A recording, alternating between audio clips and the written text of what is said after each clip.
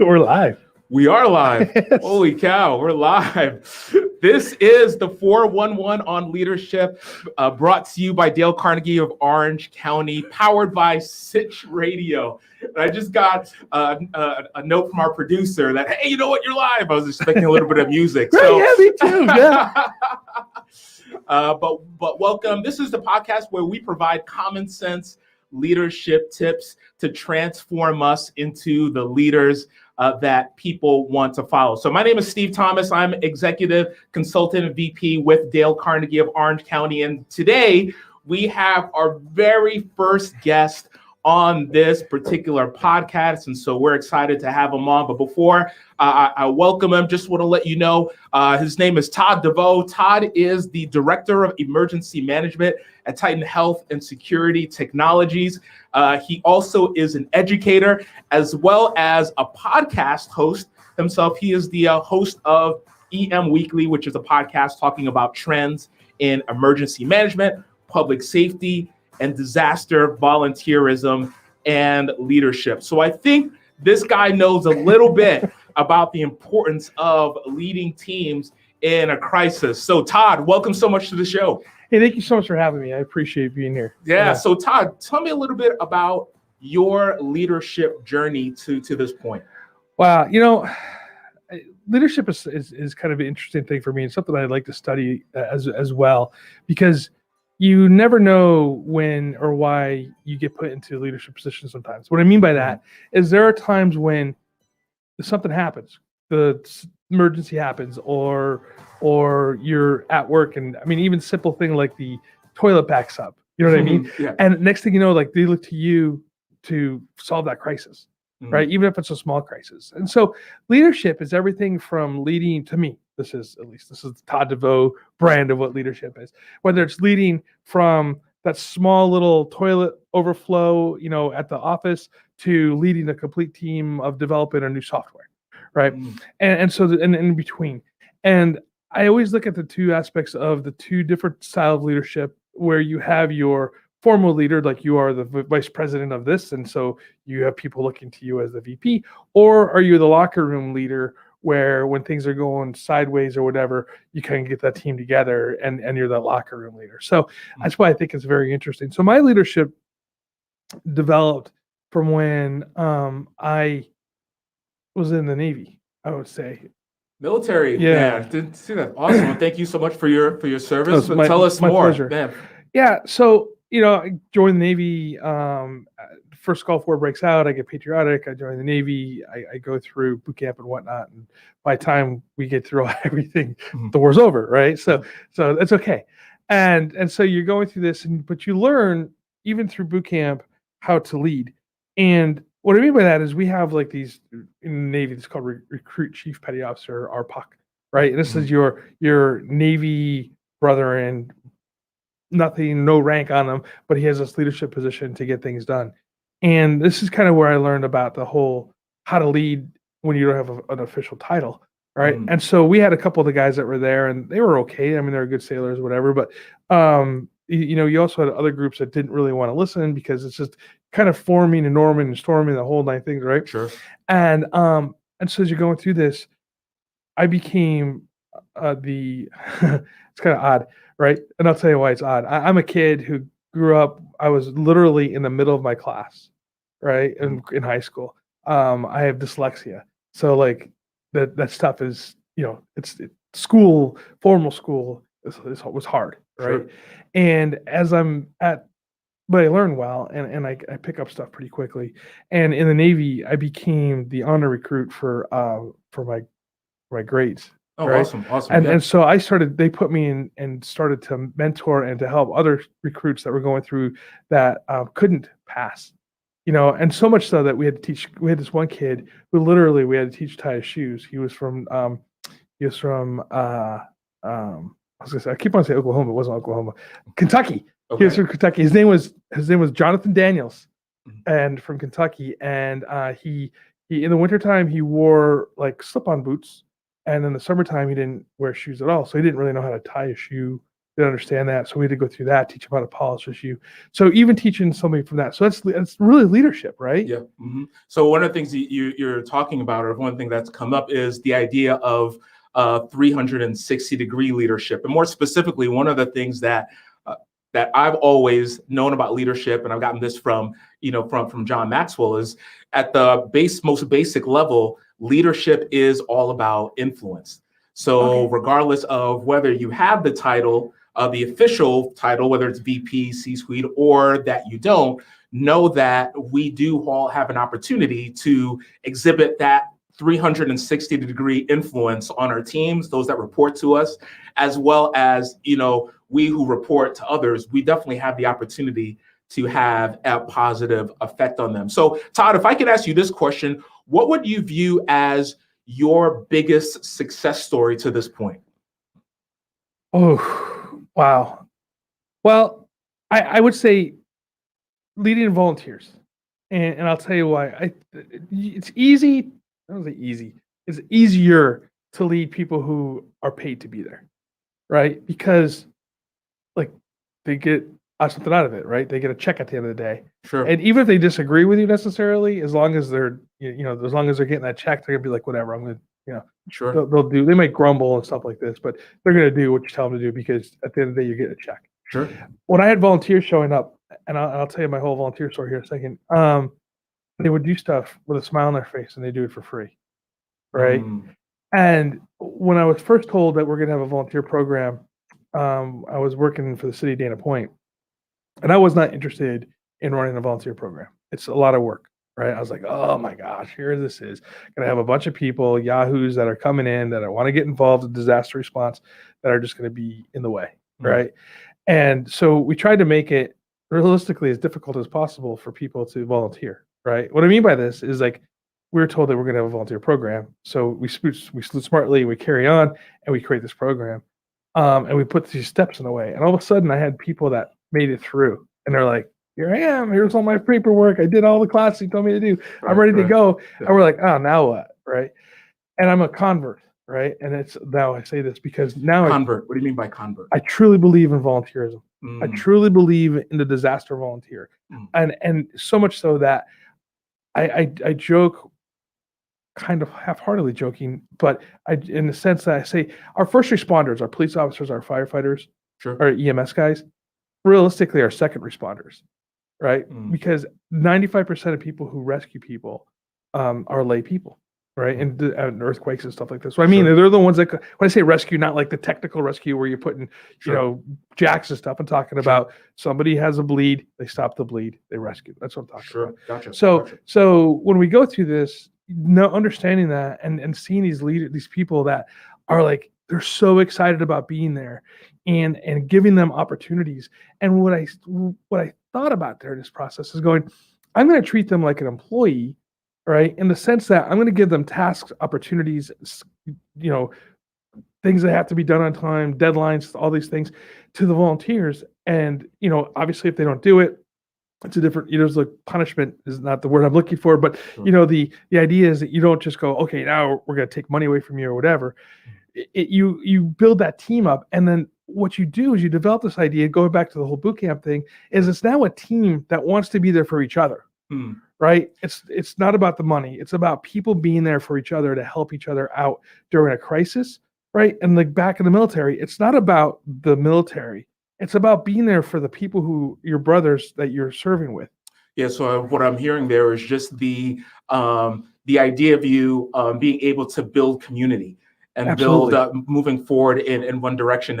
And it is I would say not so much of a challenge in terms of like if people, let's say, are getting paid. I mean, you'll get the clock punchers, you'll get people that do what they need to do. But when we're talking about galvanizing a team and having them move forward, I mean, that's something that you hold in high regard, and that's really the basis for your success. Absolutely. Moving forward. So Todd, another question for you. If we go to the opposite side of the spectrum, what would you say has been in your leadership currently? What would you say is the biggest obstacle or challenge that you faced? And what did you do to move past that? Well, basically, it's when you have, and I'm going to put this in quotes, air quotes here, air quotes for those who are listening, leadership, And watching, right, and watching, right. Love watching, you can see the air quotes, Yeah. right. So it's the leadership, right, that doesn't understand what they give you a task, right, and you go, okay, this is what we're going to do, and they just don't get it. Or in the case of emergency management, for instance, right, we had my position cut, right.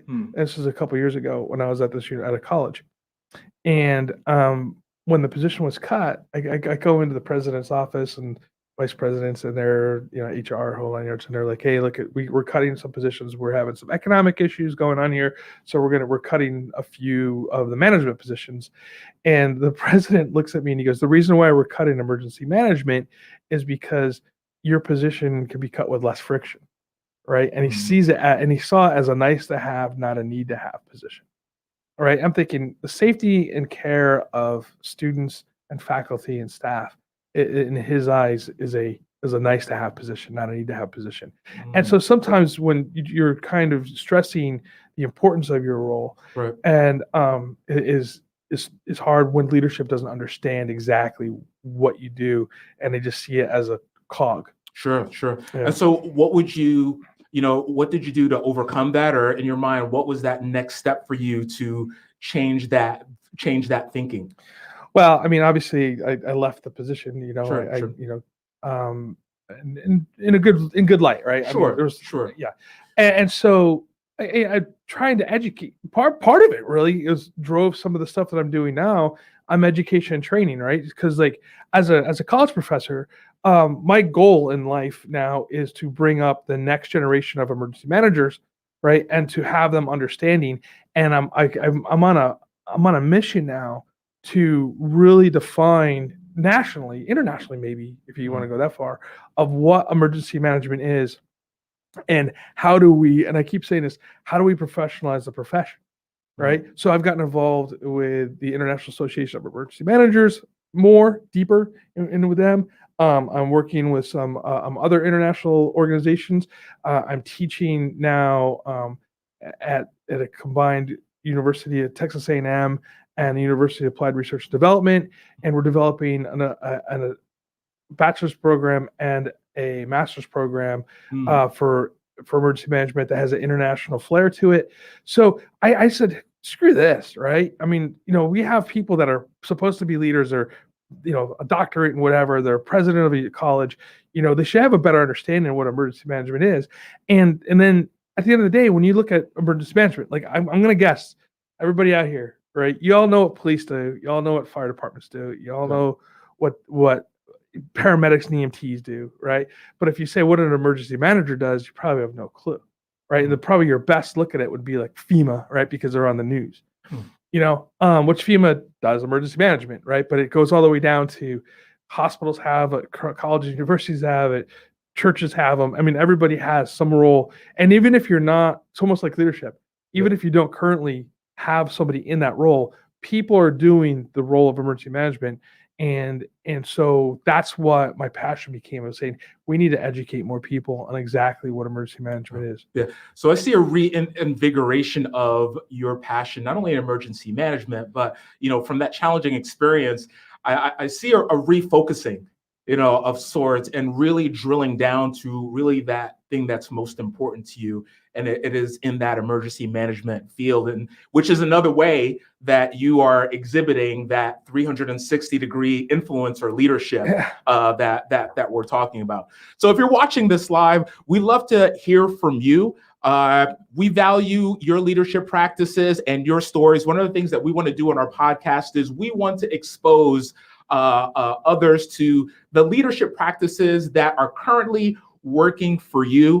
And so if you have a question for Todd, if you're watching live, feel free to add that into the comment section, and we'll be sure to address those questions. Or if you have a comment, we would love to address those comments as well and hear from you, because we want to definitely create a community through this podcast that is going to transform us into the leaders that people want to follow. And so last week we started talking about an article. And the name of the article is Self-Leadership on MLK Day. This article was written last, I'd say, January. Man, time is going by fast. Yeah. It's already March, right? So it was written in January, put out by Chris Westfall. And the article, it's going to be in the notes section, is 12 Undeniable Qualities of the Best Leaders. And so the two qualities I want to focus on, I thought it would be interesting to pose these to you, is leaders admit mistakes. Yeah. And also leaders aren't afraid to say, I don't know. Yeah. Now, Todd, I don't know about you, but the last thing I want to hear if I'm in a crisis situation is a leader telling me, hey, you know what? I don't know. Or, you know, oops, sorry, I made a mistake. That's the last thing that we want to hear in a crisis situation. However, as you reflect on your leadership and industry experience, what are the results that you've seen of those leaders not admitting those mistakes and also not saying, I don't know?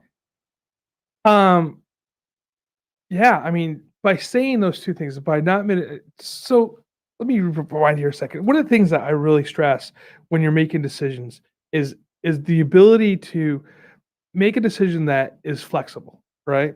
And again, learning from the military. So sure. as a corpsman serving with the Marines, we used to use this term called semper gumby, right? Something the Marine Corps uses, always flexible, right? So the rigid tree snaps in a storm where the palm tree survives, right?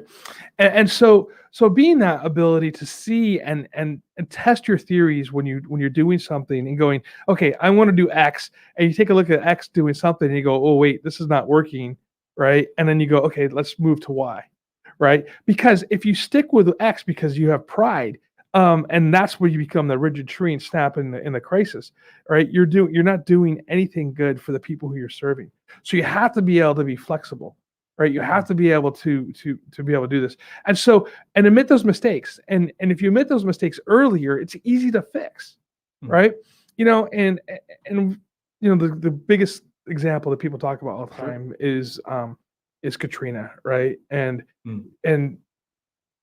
that was the failure of Katrina was a leadership failure, right? All the way, you know, across the board, and at the local level.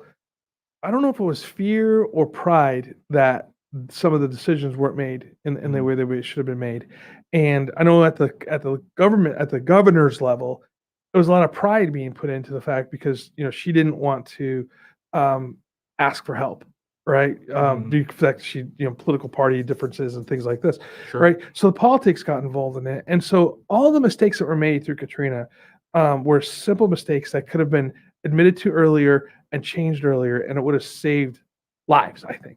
And that's just my opinion on it. I mean, all the research that you've just read and everything. So that's just a really good example of that, you know. And so admitting those mistakes early, you know, without having that pride in the heart and saying, hey, look, this is not working. We need to change direction. It could have made a difference. And that's huge right there in terms of us, you know, us as leaders. Being in a position where, and there's a lot of risk. If you look at the, you know, professional landscape today where, you know, leaders, I mean, there is, you know, risk of, you know, possibly losing jobs, you know, losing revenue for CEOs of our company, reputation, you know, so there's a lot of risk, you know, especially now.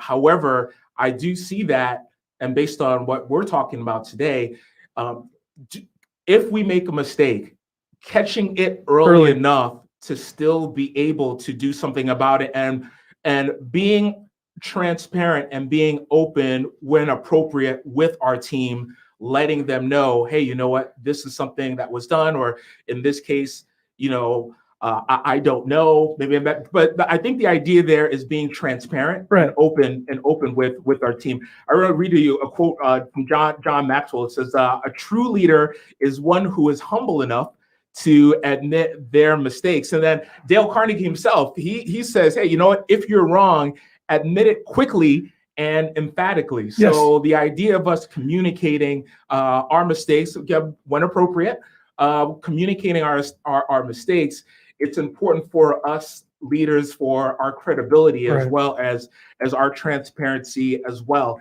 And so as you look at the Dale Carnegie principles yourself, Todd, and where you are in your leadership journey, what one or two principles stand out most for you, or what have you, or principles have you benefited from the most in your leadership journey this far?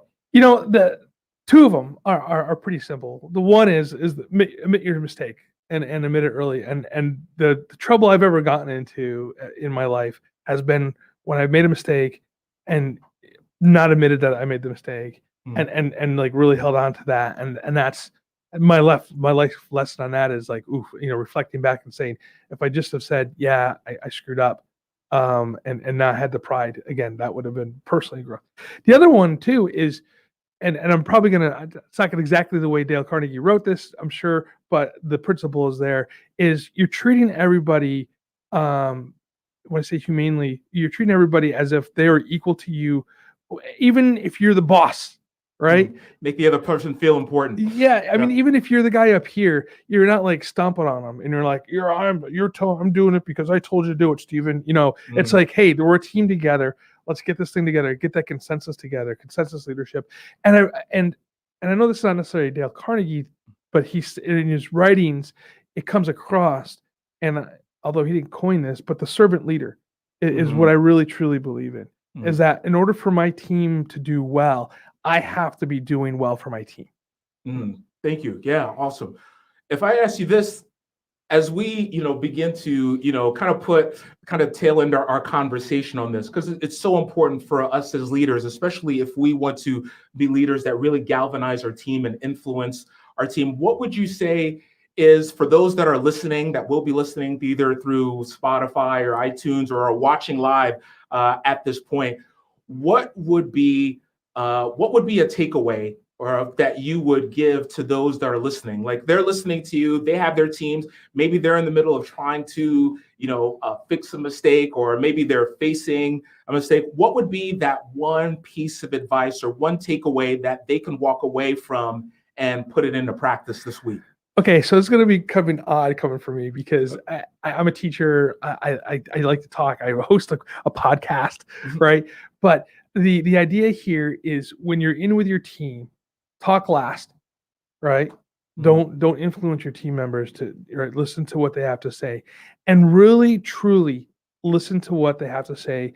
And even if you're not going to implement it, explain to them why, right? Because I think at the end of the day, like, if I come up to you with 20 ideas and you say, okay, you don't do them, and even if they think they're good ideas, but you just can't for whatever reason, but either it's economics or whatever the issue is that's behind it, they deserve the why of why we're not taking their ideas. And I've seen teams fall apart as the leader says, okay, I want to hear everybody saying things. They don't do anything that is put out there, right? And they keep doing their own direction. And I'll tell you a story on that in a second. And then everybody else goes, well, why do we even bother, right? So there's this college that I worked for, and they were looking for a new learning management system, and they put together this group, and everybody in the group said, we need to go. Everybody, I mean, I would say everybody, probably 90%. It was like a very large majority. Sure. Said, we need to move to this other system because it's so much better, and this is the reason why it's better. And then the school said, okay, thank you for your input, but we're going to stick with the system that we're currently using. And everybody's like, well, why the heck did we go through that problem? Now, they didn't explain the why. They didn't explain whether it was, again, economics, or maybe IT said the implementation of the new system would have been extremely hard or difficult or expensive, or it wouldn't work with the current system. There was no why to the reason why they made the decision to stick with the system that everybody hates. And so I think that's the part of, like, that just frustrated everybody. And so now the next time when the leadership came and said, hey, we're going to put together this committee to look at this new stuff, nobody wanted to join. It's funny. It reminds me of a story when I was in finance, and there would always be the feedback box, right? And so, the managers would say, hey, you know what, if you have any feedback or anything that we can do to make things better, go ahead and put that in the feedback box. And so people were putting in their suggestions. And then obviously months go by, at some point, a couple of years went by, and none of these changes were being implemented. And so that resulted obviously in not only a level of frustration, but hey, you know what, why do that? Because they're not going to really pay attention, so, what's the point? And so, from I'm hearing there is just really taking the opportunity to listen to our team and being open and transparent with our teams that are really, again, it's going to galvanize our group.